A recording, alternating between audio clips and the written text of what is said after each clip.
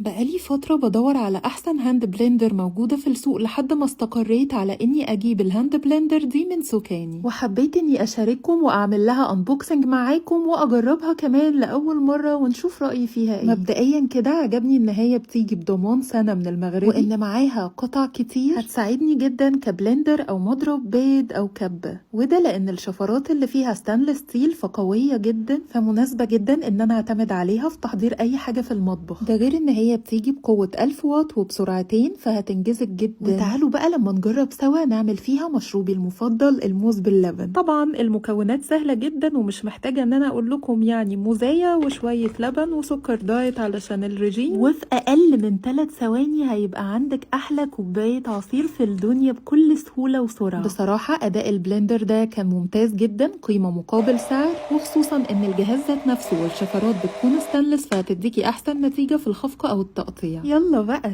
سلام.